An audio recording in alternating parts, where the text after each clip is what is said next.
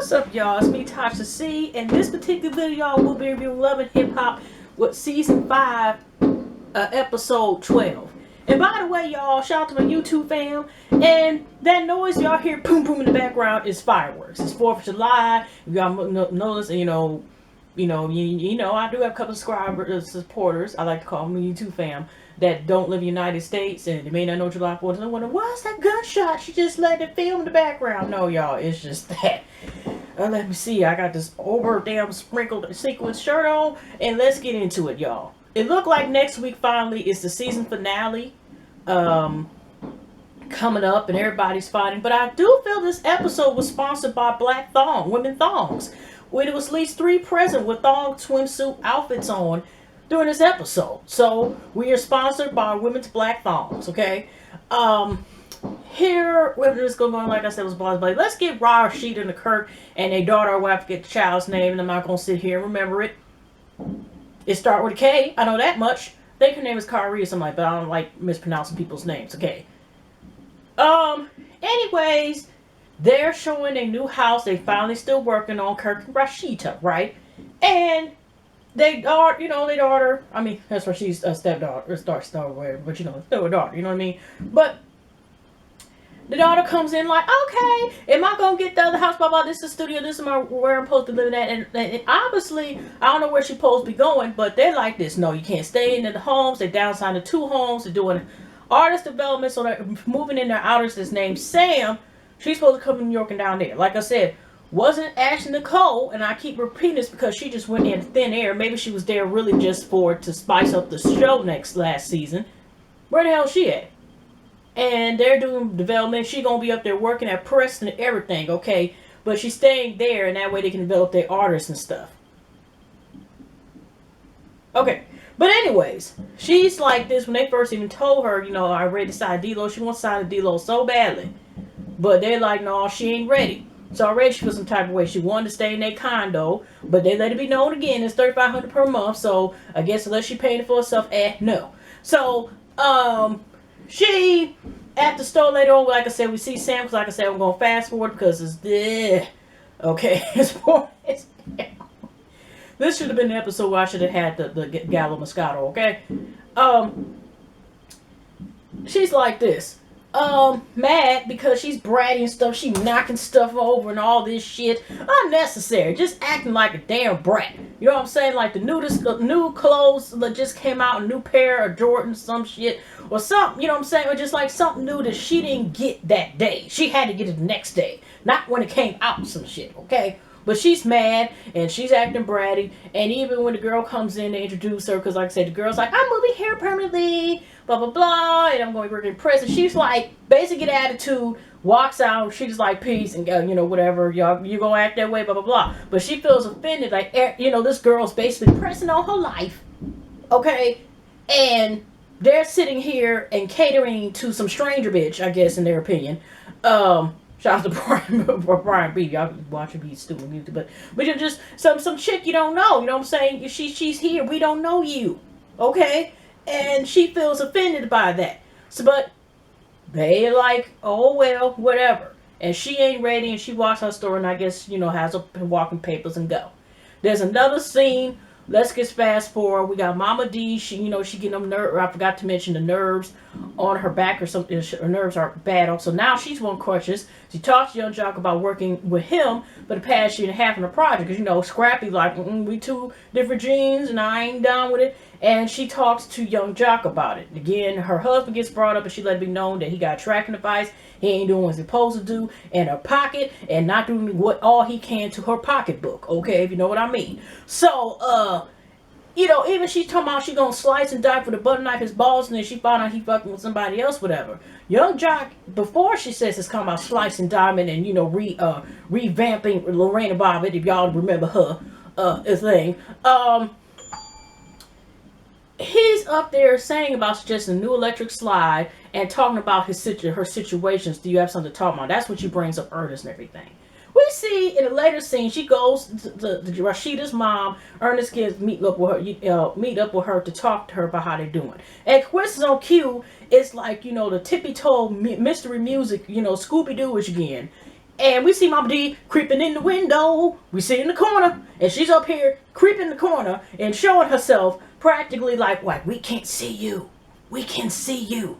But Ernest gonna pretend like he can see. Even though she is walking towards a direction. It's not a crowded area. It's not a crowded spot. You know how sometimes you can miss somebody in the same spot and it's a bunch of people? But she's walking directly towards him and he still don't see her. It ain't no club. It's like somewhat like a Starbucks, something like that, type of person. But it's like it's open area. They probably cleared it out just to film the scene. But they're gonna act like we can't see her. Okay? With the crutches and all. She just going in there with the crutches and shit. And then all of a sudden, here go Ernest surprise. And she sits down, but considering the type of person Mama D's, and I bet she used to pimp snipe a lot of her hoes in the stable where she was pimping. She was just calling Shireen like, I'm about to miss my name. Charlene. Okay, it's Miss Charlene, y'all. And she's been, here Ernest, which he said the wrong thing anyway. He was like, well, she's helping our relationship. She took some classes. And you have to be careful when somebody says they helping somebody's relationship. Or you hear somebody saying that they self or something. Because some people think they helping you by fucking and sucking. Well, same thing because it's still oral sex. But you got what I'm saying. Still sexually involved with your mate. Or even at least emotionally involved with your mate. Or your main squeeze, whatever. But they think they helping you. Okay, or they associate, I'm just saying like he already, like Mr. Ernest, no. And he was saying she took some classes and she'd been helping with the relationship. And I'm like this. I don't bring this up every time I film a video, and I have plenty of videos, even though I haven't been consistent in the last 2 years, really, like I usually used to be. But I don't remind everybody. I only got a bachelor's in psychology. Real talk. But I don't think, even if I had a master's or PhD, that means I know it all or should have experience, because she don't. Even Mama D was saying confessional. He going to somebody who ain't got, even the credentials to sit there and tell her about, her and her husband's situation. Which is true. Like, never mind, but we gonna pretend like this is actually real. Oops. But we all know that her Ernest was in the hospital, and Mr. Ernest in the hospital not too long ago, and Mama D was asking for a prayer. So hopefully he's okay and everything. I haven't, looked at anything recently, but I think he's doing okay. Anyways, y'all. We got, like I said, she just talking because, Mr. Ernest was like, I ain't got nothing to do. She was like, I'll be the judge of that, but she's really speaking in earnest and kind of just faded where we didn't know when she cuts both of them out.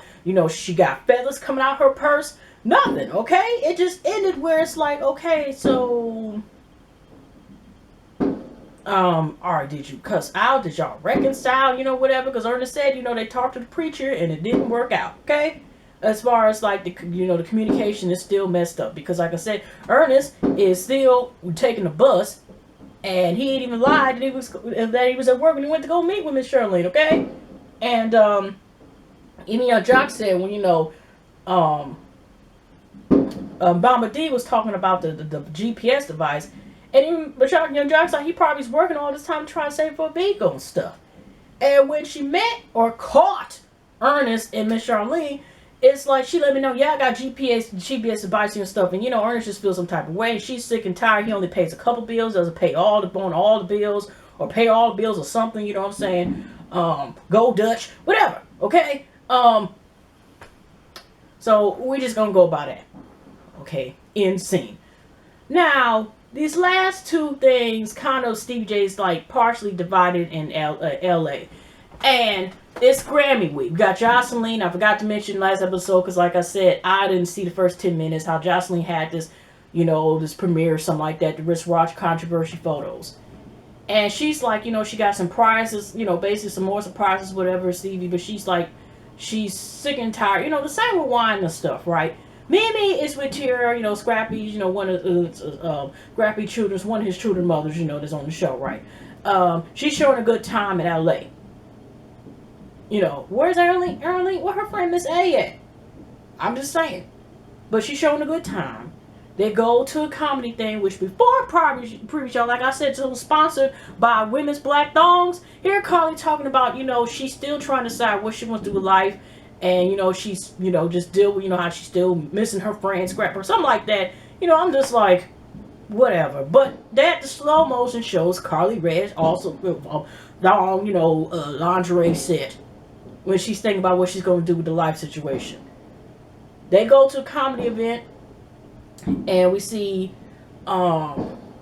Mimi, Tara, and Carly is invited there. Then coincidentally, Stevie comes with Jessica, and Mimi feels some type of way again on cue because she tried to bring Jessica on the table, whatever, last year, last season, and he didn't want no parts of that shit. Okay, he was like, okay, and now all of a sudden he's seeing what her like is gonna work with her, so she felt offended again. Okay, and they met up, and I guess, Tony Rocks is actually, Chris Rock's brother. They was still bringing comedy jokes. It even brought about, Mimi's in the shower rod. It's been like, how do you sponsor showers or something like that. They made a joke, and Mimi in the confessional was like, last year I wouldn't have been able to take this joke, but now I can.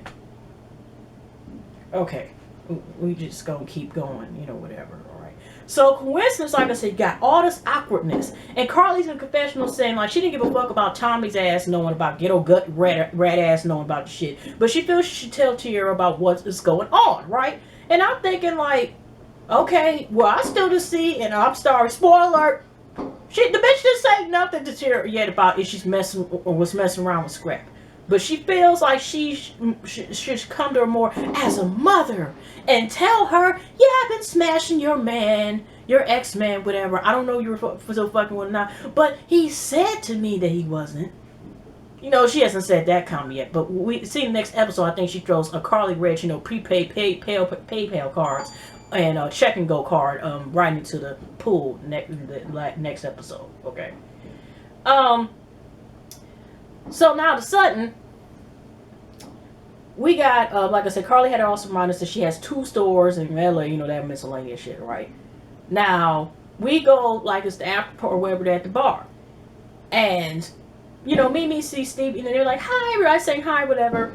And Mimi's like, excuse me, Jessica, I just, going to talk to him for a minute, talk to me. And, Jessica, like, she won't be involved. She's like, okay, that's your baby daddy, but she just want to work music with him. And, she had to remind us again that, the management thing didn't work last year and blah, blah, blah. But with Mimi, but Stevie J, it's work. She's not trying to really start shit. She's supposed to just want to work. Okay. So here, Mimi, and this is a scene that we seen in the previews. If y'all watched the previews or give a damn, last episode, right? And she's like, it went from talking about management to talking about how he broke the family apart and how she backstabbed, betrayed her. It was more than that. It was just a reason for her to get mad. But that's beyond it, because Stevie wanted to do is to get back at Jocelyn, not Mimi, okay? And here's, Mimi talking to him. They somewhere, like I said, somewhere near the bar, had their little privacy besides, probably at least 9 cameras and producers and shit. Explaining like, like I came to you, you had all this stuff to say about her, blah, blah, blah, last season, blah, blah, blah. And now all of a sudden you want to work with her. He just said he worked with her, but he's not like, like, I guess doing management or doing, like a bunch of stuff at the moment. But he had no intentions of hurting her. She felt like betrayed, like he wanted, once she stepped back from the situation, like he was trying to come at her, and basically steal her talent or, show, just to be an ass to her. But that wasn't the case. Apparently, y'all, he, like I said, he got Mimi crying out. She's trying to do a remake of, You Heard Me to the Core. And she was like, you don't. Tears start coming to eyes. Stevie got pat, under the eyelids and, everything and stuff. And she's like, you hurt me. And this is too much, Steve and blah, blah. You hurt me because, Steve trying to say sorry. You hurt me. You hurt me. All this shit, right? And here Steve is like, I'm sorry, but it's like, words don't mean shit, Stevie. Actions speak louder than words. And, just the violins, cello playing all in the background and shit. But, she's like, and he admitted that he messed up the family because, she got that cry real quick to have her ear all stretched out and shit, like, when to hear that he was admitting that he messed up her family, the family stuff, okay? And he's just, he's like, he's sorry. She was like, you went with her. Remember, you left me for, Steve repeated his words and he said he's sorry. I did leave you for a stripper. And she's like, you left me for a stripper. And you said she made you feel young again. Remember that? remember that. So we kind of, like I said, if y'all seen the first season, she was known for You Hurt Me to the Core. It almost damn there was a scene, except they supposedly didn't leave with each other like that. They just hugged, and Steve felt sorry for making her cry, but she just was like so crushed, like, and was reminded, like, you left me for, somebody else, and you destroyed the family, blah blah blah. But that's what I'm saying, is it turned from business to being personal. And still, he still feels kind of away because of these Rick Ross pictures that Jocelyn had took when his hand was near the cooch, and he feels disrespected because, again, it's like, Rick Ross is, fucking with his bond bitch. And, it was a public humiliation display of that. And, so, we have a later episode that I think, like, Stevie's talking to Faith. She makes a guest appearance. And Faith pretended like she didn't know that they were married and they weren't married and stuff. She could have been fooled like the rest of the world, but he admitted, like, it's because of the disrespect or whatever that Jocelyn's been doing and blah blah blah, whatever. And also, he brings up later on, it was also the disrespect of, her lying to Mimi said about these two kids, just like Jocelyn was bringing up, like, she wanted to play a game like they're two playing, so she, felt like, she was able to cry and lie and say about the two kids. It's like, Jocelyn, that's not how you play the game, sweetie. How's this?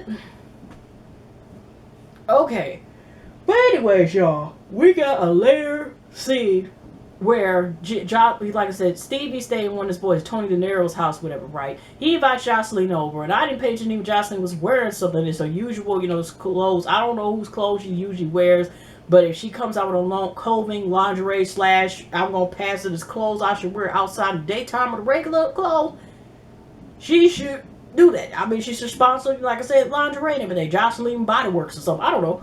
So they talk and they basically friends. But Stevie felt like, I started this empire and you crumbled about them pictures. I felt offended and stuff, but basically they came where I'm friends. He was like, I do miss, the gorillas that you being half-ass naked all the time, which he was half-ass naked even right there when they talk, because like I said, he invited her for dinner at Tony De Niro's house later on in the episode.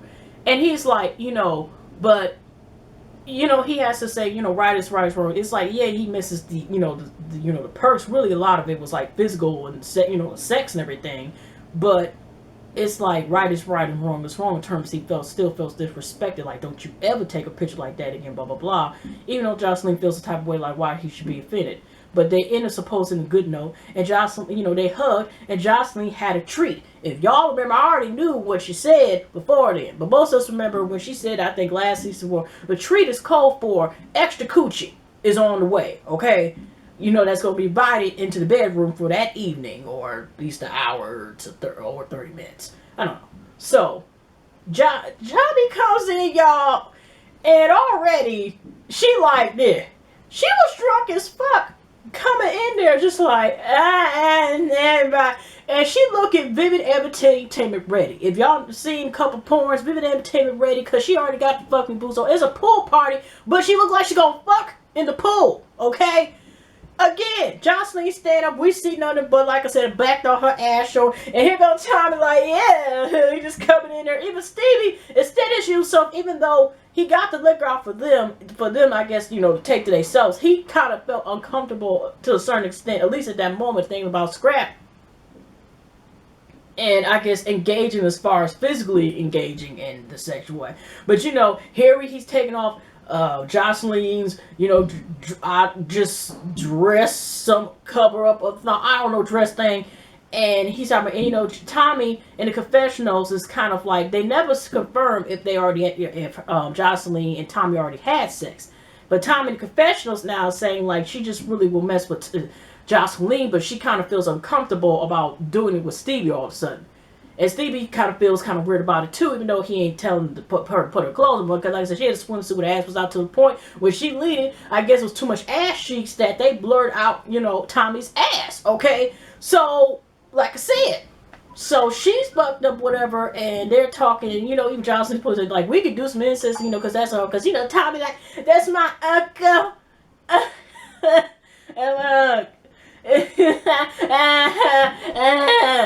mean, that's how fucked up she was, okay?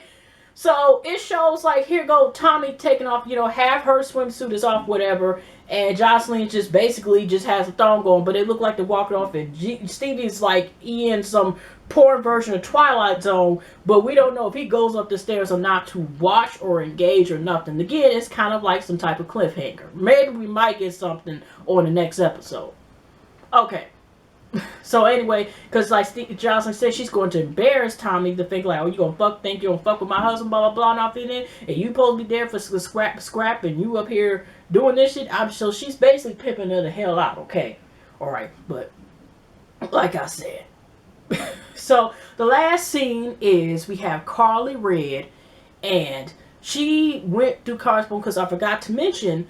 When they were at this bar, Jessica won't talk when, Mimi made her moment to Stevie. And she's told on this blog and said which one that Life Jenkins is married.